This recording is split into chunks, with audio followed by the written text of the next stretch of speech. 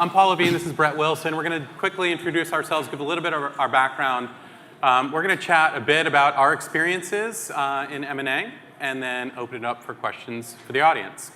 So I'm Paul Levine, I'm the president of Trulia, and I joined Trulia about 6 years ago when we were a private standalone company, helped grow the company through our IPO. We acquired and integrated, we did a $350 million deal to acquire a company called Market Leader that was real estate CRM, brought that into our company. And then 2 years ago, we were acquired by Zillow in a $3 billion deal, and I now run Trulia as a unit inside Zillow Group. Hi, everybody. So happy to be here. I'm Brett Wilson. I was co-founder and CEO of TubeMogul, and we built software that automated ad buys. And you could say we had kind of a 10-year overnight success. Started the company in 2007 out of business school at Berkeley. Raised around $50 million in 4 rounds of private equity financing. We acquired a very small company when we were very small. We'll talk more about that. We took the company public in 2014.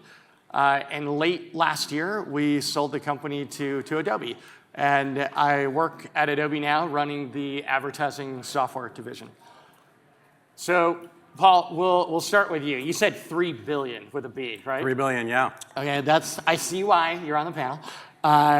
Not a bad outcome. I think the thing that struck me as being unique is that Trulia and Zillow, the company that acquired you were mortal enemies. I mean, how did that happen?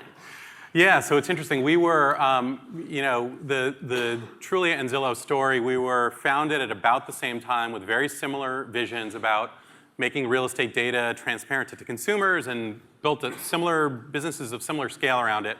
And on the playing field, we were intense competitors. But I would say at the same time, we actually had a lot of mutual respect for the leadership on both sides of the company, and got to know each other as people and as leaders over the years. And so in a lot of ways, that was a pretty integral part of the eventual coming together of the businesses. So Zillow approached us 3 different times. The first couple of times, it didn't make sense from our perspective to come together. Right. And then the third time was the charm. And I think for sure the fact that we had developed a bit of an understanding of each other and gotten to know each other over the years, had some relationships, enabled that all to happen. And I think it was a big part of Yep. 2 competitive companies coming together. I think about like our rival. I mean, that was the company in the dartboard. That was the company that we used to kind of inspire the troops. I mean, how do you, do you have any practical advice for just how you keep relationships open with a company that your day job is trying to crush? Yeah, I mean, for sure, right? Like every successful entrepreneur, every successful startup has intensity and competition. So I'm not advocating in any way diminishing that. But I think at the same time, I wouldn't burn bridges with other players in your space, because you just never know how it all plays out. I told you a bit of the Trulia and Zillow stories. We would get together occasionally. We were often at the same conferences, which I think you'll find out as your companies evolve. You show up at the same events, and you sort of see the person across the room, and you wonder, should I say hello or not? I'd encourage you to say hello, sort of put a face to a name. And I told you the Trulia and Zillow story, but there's plenty of other examples of this. Facebook, I think, is another example, right? So Facebook, Zuck reached out in the early days to Instagram and got to know Kevin. Reached out to the WhatsApp team, got to know the WhatsApp team, reached out to Snapchat. 2 of those 3 worked out, the third didn't. But I think this is all pretty well documented. Just, hey, I admire what you're doing.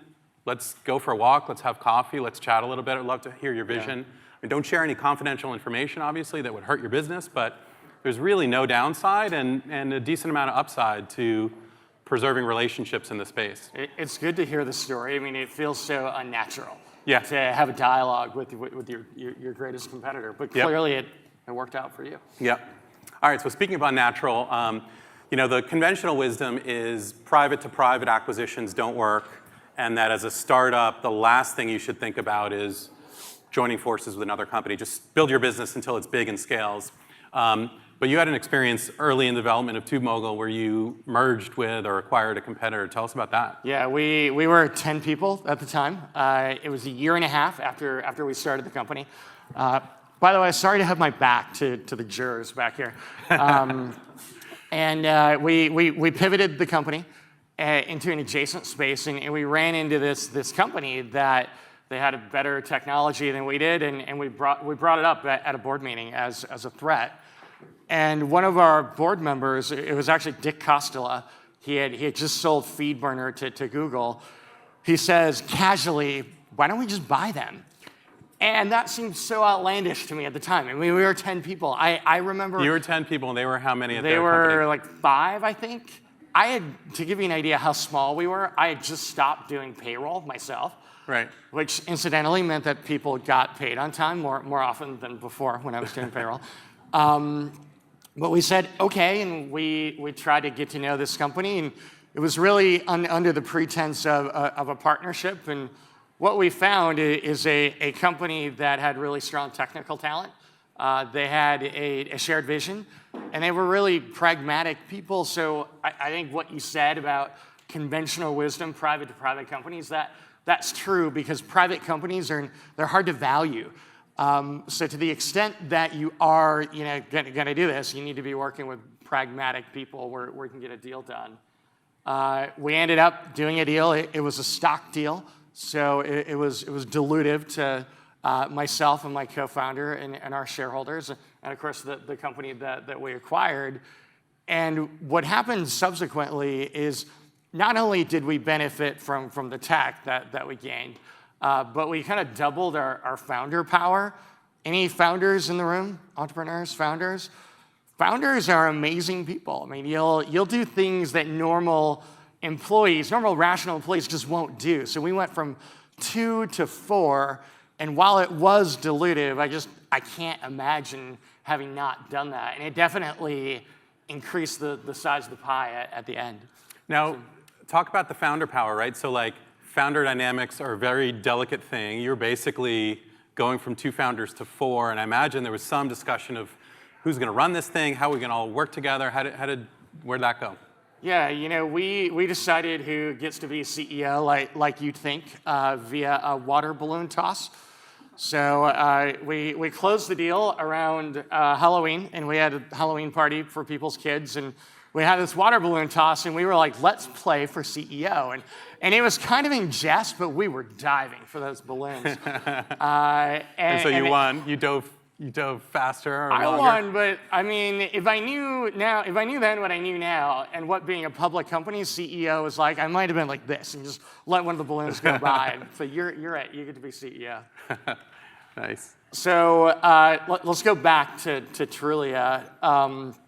From the outset, I mean, Trulia and Zillow, I mean, they look like pretty similar companies. I mean, how did you piece together everything after the deal happened?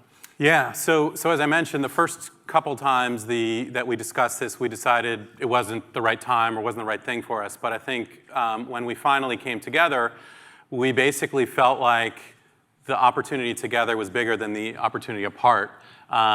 But we still need to figure out how do you pull these 2,000-person companies, Right. 1,000-person companies together and make it work in the marketplace. And so we've used a model that we call portfolio of brands. So on the advertiser side of the marketplace, we have a marketplace with consumers searching for real estate, and then advertisers who are our paying customers.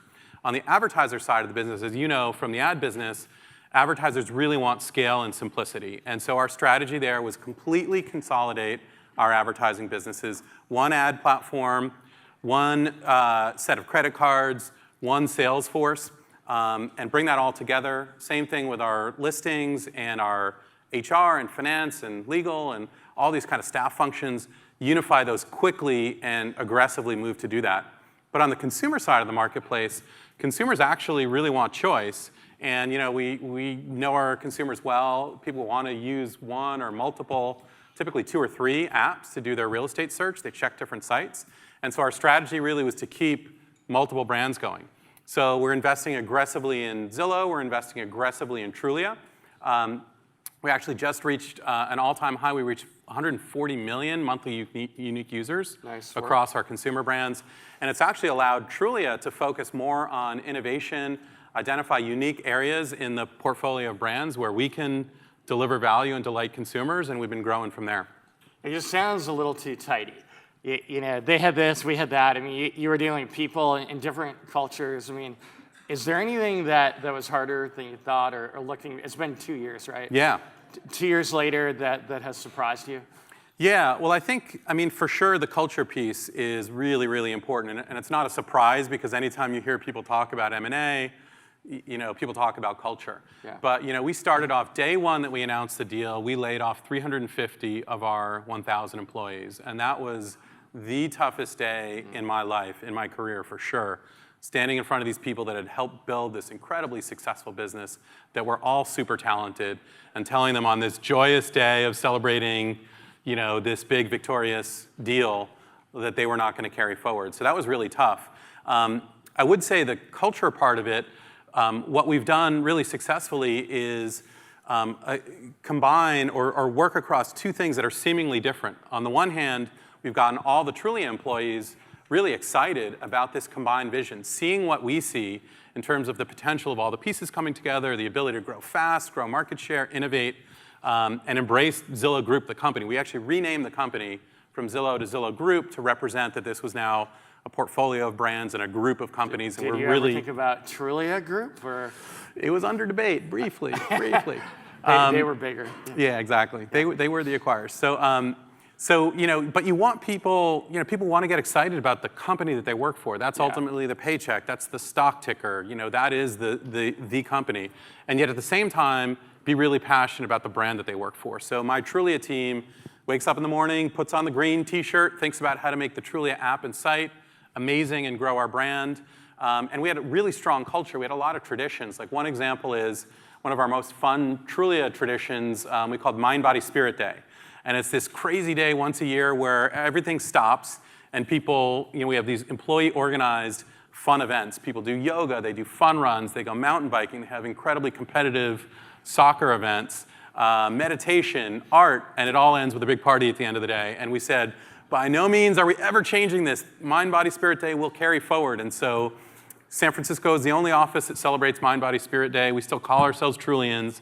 So it's really about, you know, being excited about the combination and what it means and the opportunity it unlocks, but still being true to what brought you there and the culture. Yeah, you know, our deal, much smaller, far fewer people, you know, it was similar. And, you know, I bet all these panels, the takeaway is everything's about people and culture. And, you know, we had 2 co-founders that had just started their company and 2 co-founders in our company. And the way we made it work is kind of bringing them in, and we made them feel like they were co-founders, and we brought everybody to board meetings, and we tried to make decisions as a team. But I think if you don't get that part right, you know, you're just not going to have a successful deal at the end. Absolutely. Speaking of successful deals, all right, well, you told us about your first deal when you, you know, early in your evolution. More recently, you just sold the company to Adobe in a $540 million outcome. Congratulations. Pretty awesome. Thanks. I assume most founders in the room know ultimately, a lot of people are excited about exits, either IPO or M&A, and you've now had both of those with TubeMogul, so pretty awesome. Tell us how but at the same time, when you know, get acquired, you're forever changing what your business is all about and your culture. And how did you think about those trade-offs, and how did you decide this is the right thing? Yeah, well, the first thing I'll tell you is how I know Paul. So I actually, I was Paul's intern when I was in business school at Yahoo. And you did give me a job offer, for the record. I begged Brett to come back, and Brett's like, no, I think I'm going to go start this little thing, and which ended up turning into a public company. So you made the right call, man. But years later, we connected, and Paul joined the board in August or September? Yeah, I think. And we sold in November. So, you know, the moral of the story is you just rub Paul, and you know, good things happen. But you know, we took TubeMogul public in mid-2014, and I think, you know, we were a better company than we were a stock. And what was happening is we had 9 quarters of beat and raise, meaning we were delivering on our numbers to the street and raising our guidance. And more often than not, when we do that, the stock wouldn't do anything or it would go down. So after all these earnings calls, we'd have a town hall, we'd get everybody together, and you can imagine the town hall. It's like, look, we killed it this quarter. You know, the IPO was a financing event. We don't judge ourselves by the street, ignore the stock price. But inevitably, the next quarter, kind of the same thing would happen. And we did that for 9 quarters. The 10th quarter, we missed by 3%. Now, if you were on the board and we missed by 3%, I mean, you wouldn't fire me, right? I mean, We'll see. We'll see. I mean, these are the ups and downs of being a public company, right? Yeah, you have to roll with it. You never want to miss. We missed the midpoint of our guidance by 3%, and our stock crashed to below day one of the IPO price. Not the IPO price, but the day one pop. That's when we started to think, man, maybe we're not going to be a good investment. So the company's still winning. We were still growing 40%. We're still largely hitting our numbers. We were starting to hear a little bit of scuttlebutt in the hallways from employees. That the gossip and the chatter was, well, we think we're doing well, but why aren't we getting credit for it? It's been 2 years. And then people are always curious how these deals come together. Can you talk a little bit about your process and finding Adobe and process of selling? Yep.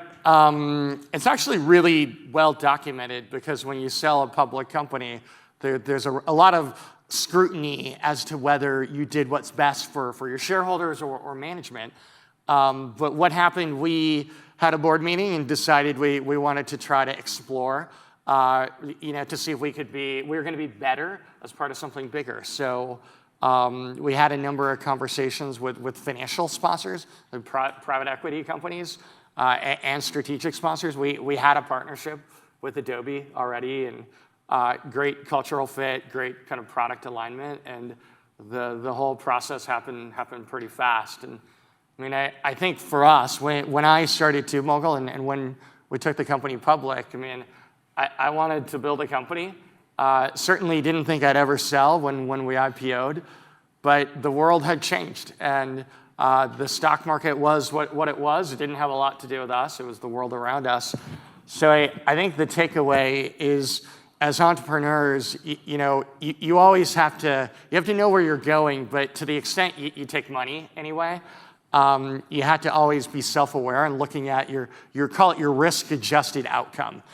And if that's changed, you may need to look at an M&A event as being kind of the best opportunity for you and your shareholders and your clients.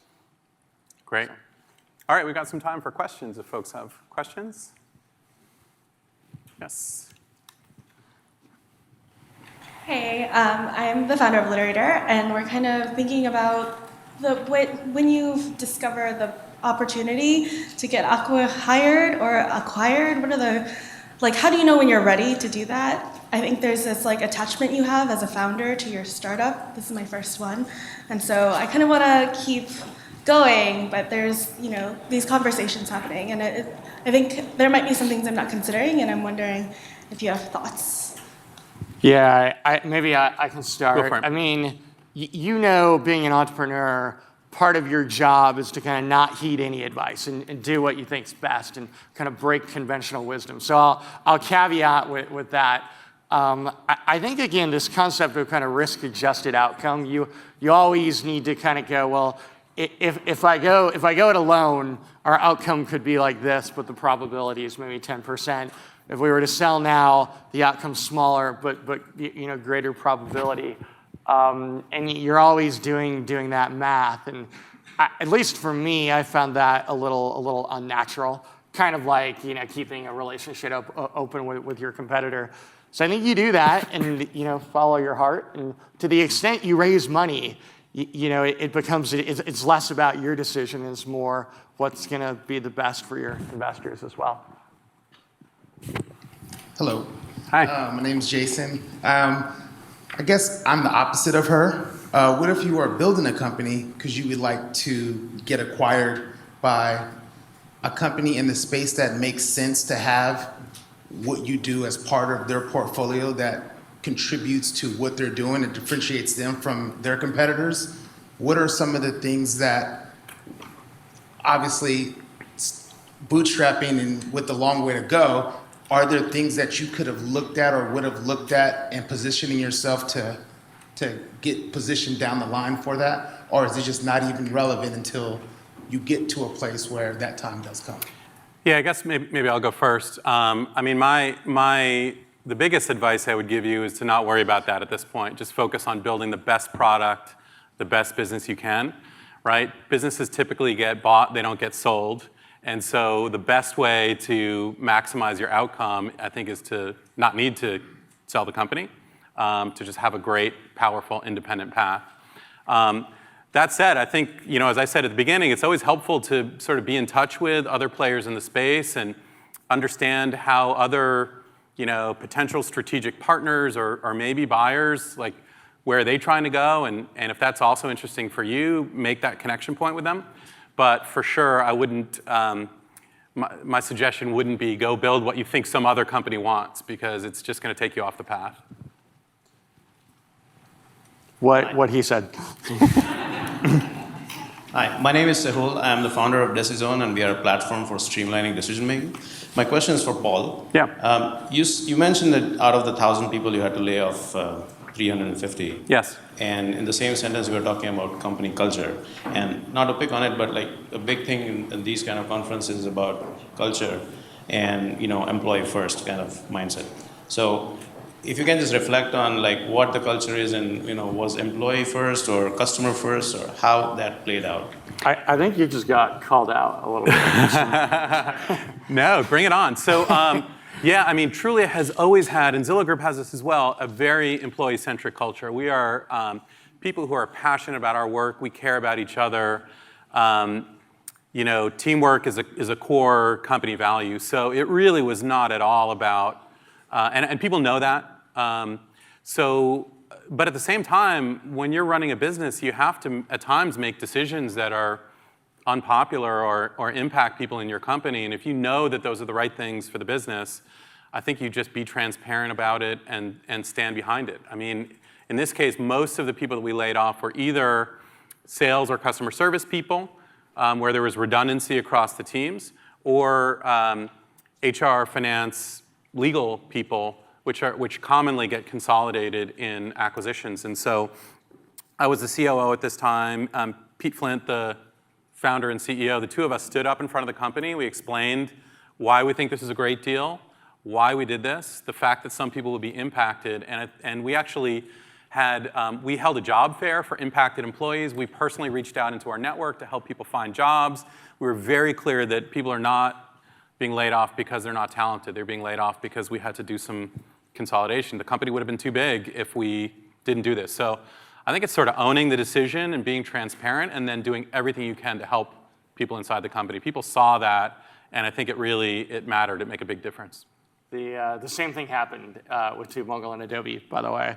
Of our 700 people, about 50. I think any company that goes through years and years of growth and success, you hit bumps in the road. It's inevitable. Yeah. I was very impressed how well they took care of the people that didn't make it, doing some of the things that you said. Yep. Oh, no, we're done? We're done. Okay, thanks so much. Thank you.